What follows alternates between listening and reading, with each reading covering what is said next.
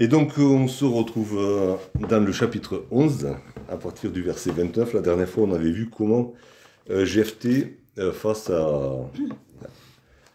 au roi des Ammonites, avait argumenté et avait recherché la paix, bien que étant sûr de l'assistance de Dieu, étant sûr de la victoire finale, il avait recherché d'abord un accord de paix avec ce roi qui faisait preuve d'une très grande mauvaise foi. Il avait argumenté de toutes les manières, mais la conclusion au verset 28, c'était que le roi des fils d'Ammon n'avait pas écouté ce que lui disait Jephthé. Et donc on se retrouve au verset 29. L'esprit de l'Éternel fut sur Jephthé. Il traversa Galad et Manassé, il passa à Mitzpé de Galad, et de Mitzpé de Galad, il marcha contre les fils d'Ammon. Jephthé fit un vœu à l'Éternel et dit : si tu livres entre mes mains les fils d'Ammon, quiconque sortira des portes de ma maison au-devant de moi, à mon heureux retour de chez les fils d'Ammon, sera consacré à l'Éternel, et je l'offrirai en holocauste. Jephthé marcha contre les fils d'Ammon, et l'Éternel les livra entre ses mains. Il leur fit éprouver une très grande défaite, depuis Aroer jusque vers Minit, espace qui renfermait 20 villes, et jusqu'à Abel-Kéramim, et les fils d'Ammon furent humiliés devant les enfants d'Israël. Jephthé retourna dans sa maison à Mitzpah. Et voici sa fille sortie au-devant de lui avec des tambourins et des danses. C'était son unique enfant. Il n'avait point de fils et point d'autre fille. Dès qu'il la vit, il déchira ses vêtements et dit : ah, ma fille, tu me jettes dans l'abattement, tu es au nombre de ceux qui me troublent. J'ai fait un vœu à l'Éternel, et je ne puis le révoquer. Elle lui dit : mon père, si tu as fait un vœu à l'Éternel, traite-moi selon ce qui est sorti de ta bouche, maintenant que l'Éternel t'a vengé de tes ennemis, des fils d'Ammon. Et elle dit à son père : que ceci me soit accordé. Laisse-moi libre pendant 2 mois.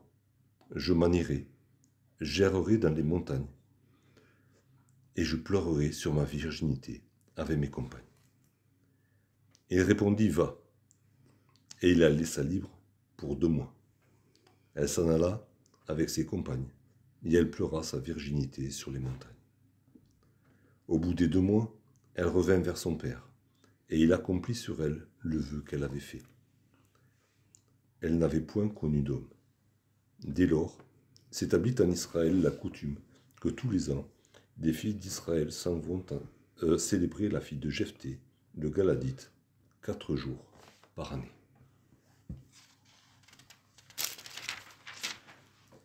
Alors, au-delà de tout l'encre qu'a fait couler ce passage, on va s'attacher à ce que Dieu a à nous dire, à nous, aujourd'hui. Et pendant les 4 premiers versets, on a un peu comme des allers-retours. Verset 29, l'Esprit de l'Éternel fut sur Jephthé. Et donc c'est l'Éternel qui prend Jephthé en main et qui le guide dans ses déplacements, entre autres. Verset 30, Jephthé fait un vœu à l'Éternel. Il était guidé par l'Éternel et il fait un vœu. Alors, dans la Bible, il y a plusieurs personnes qui ont fait des vœux. Un des premiers vœux célèbres, c'est celui de Jacob. Si tu me gardes pendant mon voyage, si tu me protèges, si je reviens dans mon pays, tu seras mon Dieu, avait dit Jacob. Bon. Il y a d'autres vœux. Il y a celui de Anne, la mère de Samuel, aussi, quelqu'un qui a fait des vœux. Et d'autres qui ont fait des vœux. Alors, il y a différentes manières de voir le vœu. Soit c'est une espèce de prière chantage, entre guillemets, où si tu m'exauces, je serai ton adepte, en gros. Ça, c'est le sens un petit peu dans la pensée, on va dire, païenne. Et puis, il y a le côté du croyant qui prend un engagement envers Dieu et qui dit quand tu m'auras exaucé, je te louerai, je t'offrirai un sacrifice de louange. D'une certaine manière, de la manière dont j'ai à cœur de le faire maintenant. Et du coup, il y a toutes ces... le vœu est quelque chose qu'on retrouve dans la loi, qui n'est pas un commandement. Jamais Dieu ne demande à son peuple de faire des vœux. Mais toujours, Dieu recommande aux membres de son peuple, si vous faites un vœu, tenez parole. Et sans tarder. Ne les traînez pas à accomplir votre vœu. Je ne vous demande aucun engagement. Moi, je me suis engagé envers vous. Je ne vous demande pas d'engagement, au-delà de celui qui est d'obéir à la loi. Mais si vous faites un vœu quand même, réalisez-le le plus tôt possible. Donc d'un côté, il y a Dieu qui guide Jephthé, et puis d'un autre côté, Jephthé qui prend sur lui de faire ce vœu. Quand on voit ce que dit la loi par rapport au vœu, c'est un acte volontaire, puisque Dieu ne le demande pas. C'est un acte individuel, et c'est un acte qui est fait par la personne qui est impliquée par le vœu, généralement. Dans la loi, dans ce que dit la loi, hein, dans nombre 6, c'est un engagement personnel, libre et sans contrainte. Et souvent, c'est un engagement temporaire. Par exemple, le naziréat, c'était celui qui se consacrait, l'homme qui se consacrait à l'Éternel, mais c'était pour une durée déterminée. Des engagements à vie, j'en ai pas trouvé dans la loi. Peut-être que si vous en trouvez, dites-moi. Mais un engagement à vie d'un membre du peuple de Dieu ou d'un étranger qui n'est pas membre de la tribu de Lévi, j'en ai pas trouvé. Après, ça ne veut pas dire qu'il n'y en a pas. Essayez d'en trouver, mais personnellement, je n'en ai pas trouvé. Du coup, voilà, c'est un engagement volontaire, individuel, de son plein gré, de son propre chef, et de manière temporaire, souvent.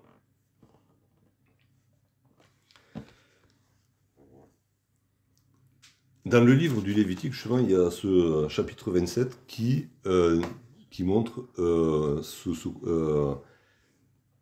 à quoi que c'était un engagement de la personne. Du coup, ça ne pouvait pas être un premier-né dans une famille, ou le premier-né d'un animal, puisqu'il était déjà consacré à l'Éternel. Donc c'était un puîné, hein, dans l'ordre de succession au trône. Hein, c'était pas l'aîné, c'était un des suivants. Et donc, le vœu de Jephthé ne répond à aucun de ces critères. Comme quoi, même conduit par l'Éternel, Jephthé garde son libre arbitre. Et on le verra par la suite, il va regretter son vœu. C'est pas pour rien. Entre autres, c'est parce qu'il ne rentre pas dans le cadre légal du vœu. On pourrait dire, ouais, mais il y a Anne qui a fait un vœu aussi par rapport à Samuel, son fils. Hein, elle a dit, si tu me donnes un fils, qu'est-ce qu'elle a dit? Je te le donnerai. Hein. C'est pas du tout le même mot. Hein. Il n'est pas question d'Holocauste. Il est pas, et même, à un moment donné, elle dit, je le prête. Je le prête pour toute la vie. Ok? Mais comme quoi, c'était en même temps, c'était le premier-né, c'était son premier-né. Donc il était consacré à l'Éternel, et il devait être racheté, hein, puisqu'il ne pouvait pas être sacrifié. Il devait être racheté, et elle le redonne, en fait. Donc, mais avec un vocabulaire qui n'a rien à voir avec celui qu'emploie Jephthé. Sans entrer dans aucune polémique. le vœu d'Anne n'a pas grand-chose à voir avec celui de Jephthé. Dans ce sens-là. Et donc Jephthé, conduit par l'esprit, marche vers les ennemis, et Dieu les livre entre ses mains. Hein? Dieu donne la victoire à Jephthé et humilie les Ammonites, qui sont dépossédés de toutes leurs conquêtes, hein, au-delà du Jourdain. Enfin, de ce côté-ci, en deçà et au-delà du Jourdain. Ils sont complètement repoussés. Donc Dieu, alors qu'il n'a...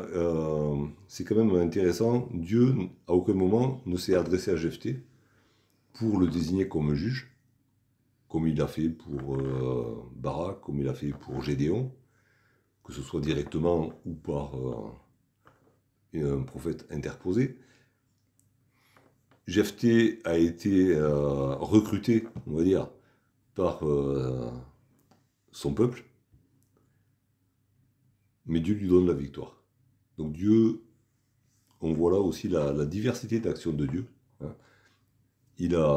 Oui, Jephthé a été conduit par Dieu, comme les autres juges, alors que Dieu ne lui avait pas, apparemment, du moins c'est pas rapporté dans le récit, ne lui avait pas parlé directement, ne lui avait pas parlé par un prophète, pour qu'il vienne au secours de son peuple.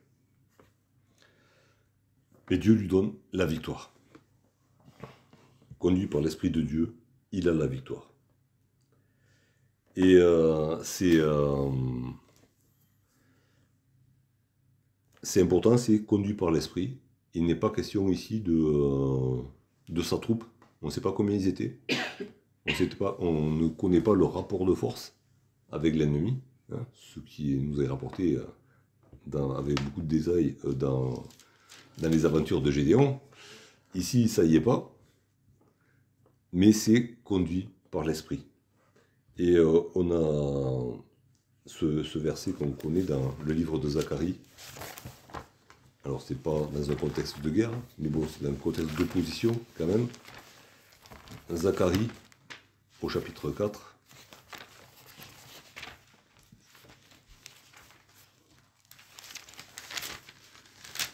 Le verset 6.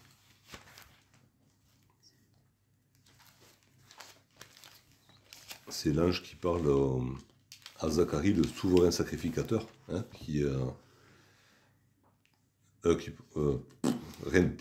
c'est l'ange qui prophétise, hein, au sujet de Zorobabel, qui est en train de reconstruire le temple, qui conduit le peuple dans la reconstruction du temple.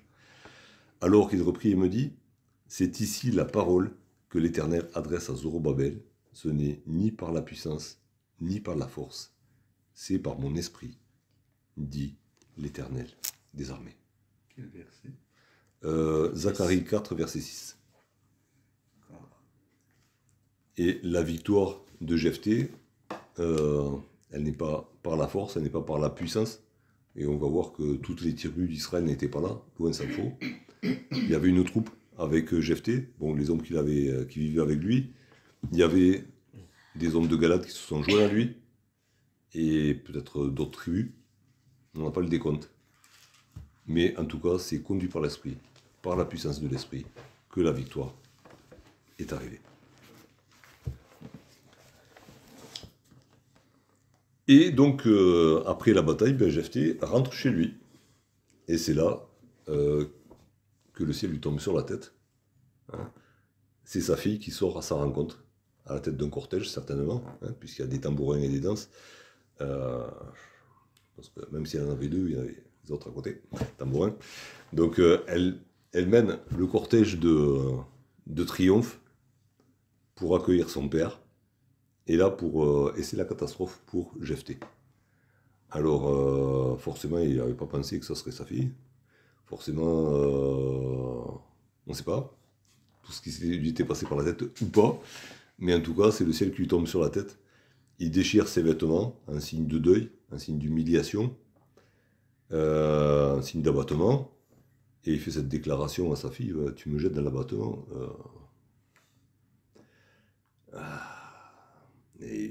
il avait qu'à s'apprendre à lui-même, hein, plutôt que s'adresser à sa fille. Mais bon, c'était une manière d'exprimer son désespoir, hein, d'avoir fait ce vœu qui condamne sa fille. Et il est vraiment dans le deuil. C'était... voilà.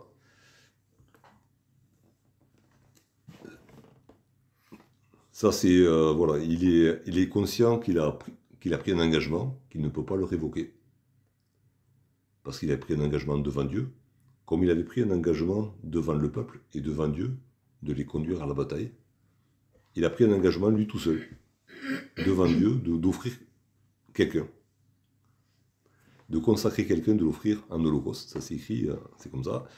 Et là, il se retrouve pris au piège de ses paroles. Il se retrouve pris au piège de ses paroles. Il le dit. Et ce qui est beau, c'est la réponse de sa fille.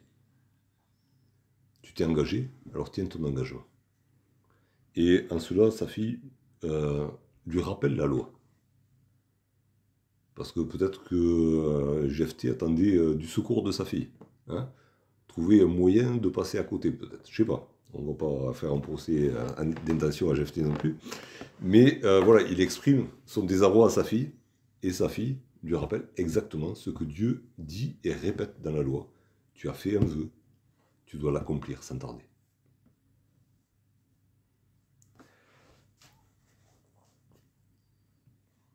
Et elle rajoute une demande. Laisse-moi 2 mois de sursis. 2 mois de sursis pour aller pleurer ma virginité.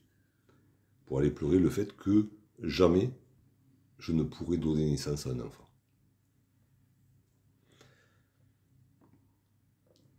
Et son père lui accorde ce sursis. Qu'est-ce qu'il aurait pu faire de plus? Enfin, qu'est-ce qu'il aurait pu faire de moins, peut-être, je sais pas. Au point où il en était, quand même, il aurait été vraiment de très mauvaise foi que de ne pas lui accorder ce sursis. Elle s'en va avec ses compagnes. C'est un temps de lamentation pour elle et pour ses amis. Et au bout de 2 mois, elle revient. Pendant 2 mois, la tentation, elle a dû se présenter plusieurs fois. Et sous différentes formes. Hein, dans ses pensées, dans les propos de ses compagnes, peut-être. Dans les gens qui passaient, qui étaient au courant de l'affaire. Va-t'en. Va te cacher, fais ta vie ailleurs. La tentation a dû se présenter à plusieurs reprises, certainement. Elle est revenue. Et donc, en revenant, elle est un exemple d'obéissance. Obéissance à la loi de Dieu. Obéissance à sa parole. Enfin, elle honore sa propre parole. Puisqu'elle a dit, il faut accomplir ce vœu. Je pars 2 mois et je reviens. Elle honore son père aussi, qui a fait ce vœu, en lui obéissant. Et dans tout cela, elle est déjà une figure de Jésus-Christ lui-même. Lui qui, justement, a été tenté d'éviter la croix. Dans ses pensées, c'est venu. En tant qu'homme, cette pensée l'a effleuré. Mais il a répondu à la tentation, non pas ma volonté, mais la tienne. Et en faisant cela, il a honoré son père en obéissant jusqu'à la mort de la croix. Et donc, voilà, alors, Jephthé, homme de foi, cité dans l'Hébreu, on aurait pu avoir aussi la fille de Jephthé, à côté de son père, dans le livre des Hébreux. Voilà. Par la foi, elle obéit. Parce qu'elle a foi en l'Éternel, elle obéit et à son Père et à la loi de Dieu.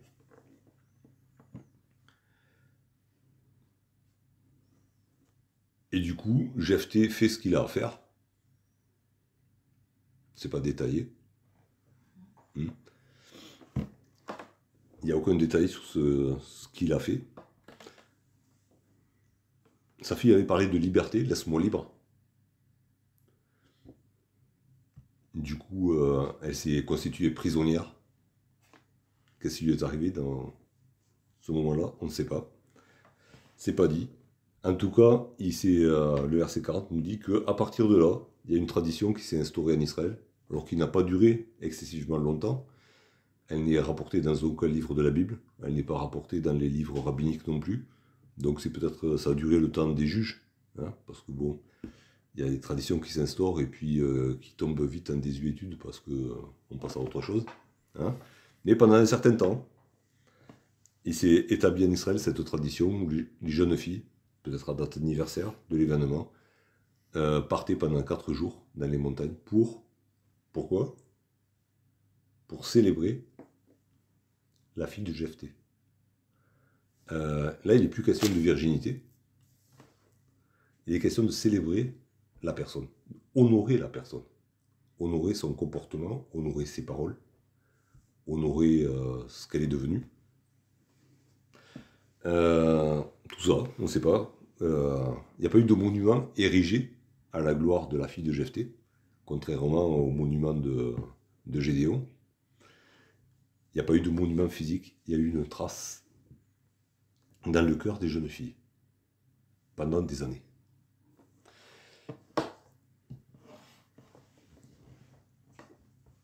Alors, forcément, on ne sait pas combien d'années ça a duré. Là aussi, on peut faire de loin un rapprochement, hein, avec la Sainte Seine, où on se remémore la personne de Jésus-Christ. On se remémore son obéissance parfaite, sa pureté, sa sainteté. Alors, il n'y a aucun rapport entre la fille de Jephthé et la personne de Jésus-Christ dans ce sens-là. Hein. Il n'y a pas d'identité, hein, elles ne sont pas identiques, mais elle nous montre une certaine image. Elle illustre en partie ce que Jésus-Christ a été, obéissant jusqu'au bout à la volonté de son Père. Donc, j'ai cherché quelques leçons qu'on pourrait tirer de ce passage pour nous aujourd'hui. Première leçon, c'est que même conduit par l'Esprit de Dieu, on garde notre libre arbitre et faisons attention à ce que nous en faisons. Méfions-nous de nous-mêmes. Et par nos actes volontaires et délibérés, faisons attention de ne pas gâcher l'œuvre de Dieu. Jephthé n'avait pas besoin de faire de vœux pour avoir la victoire. Le Dieu Tout-Puissant était avec lui. Il a fait ce vœu. Et le jour du triomphe s'est transformé en jour de deuil. Parce qu'il a fait un vœu. Alors, laissons-nous conduire par Dieu et uniquement par Dieu. Alors oui, on a notre cerveau qui fonctionne toujours, mais que notre volonté soit entièrement et en tout soumise à l'Esprit de Dieu. Deuxième leçon, elle est résumée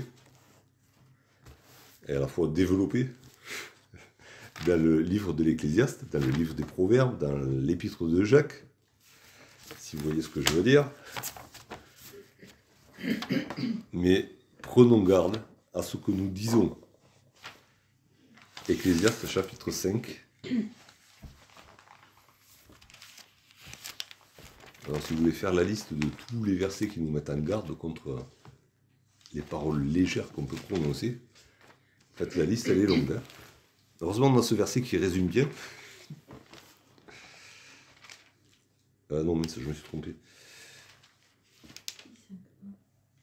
Comment ? Non, c'est pas ta bouche de faire pécher de la tâche. Non, c'est pas celui-là. On va le retrouver plus tard. On va chercher. C'est peut-être dans Proverbe, du coup. Mais ce verset qui dit, je crois que c'est dans Proverbe.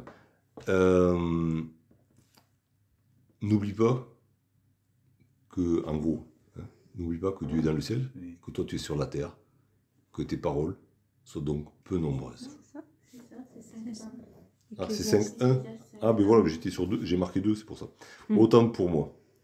Ne te presse pas d'ouvrir la bouche et que ton cœur ne se hâte pas d'exprimer une parole devant Dieu. Parce que de toute manière, toutes les paroles qu'on prononce, elles sont devant Dieu. Qu'on s'en soit conscient ou pas. Car Dieu est au ciel et toi sur la terre, que tes paroles soient donc peu nombreuses.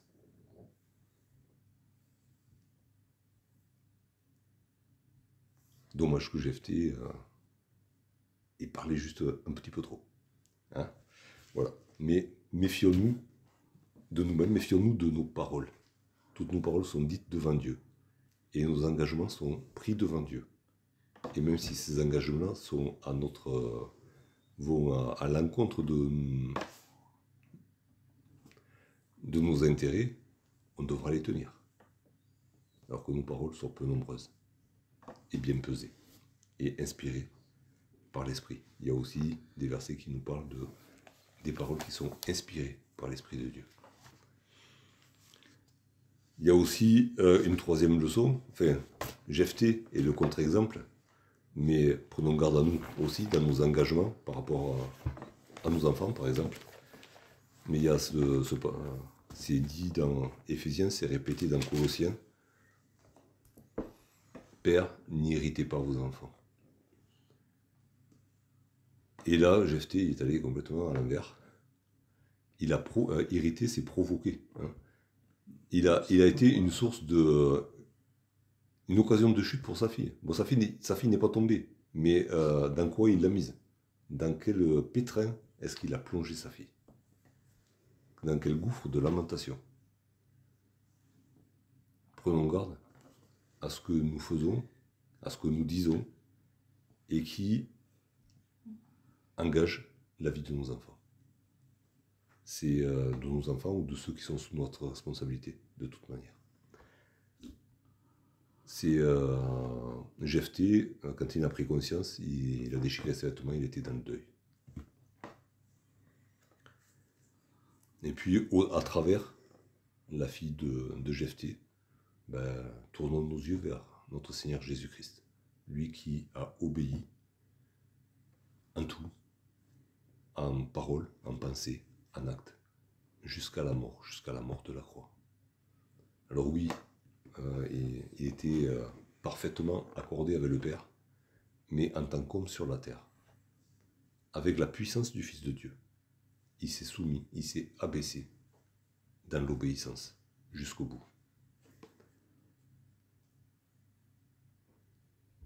Voilà 4 leçons que j'ai tirées de ce passage. Il y en a certainement d'autres, au-delà de la polémique qu'il peut y avoir autour du vœu de Jephté. Il y a des choses pratiques à retirer pour nous, alors que ce soit vraiment que la parole nous fasse porter du fruit, qu'elle nous garde, de nous comporter à la légère, de parler à la légère, et surtout qu'elle garde nos yeux fixés sur l'exemple de Jésus-Christ.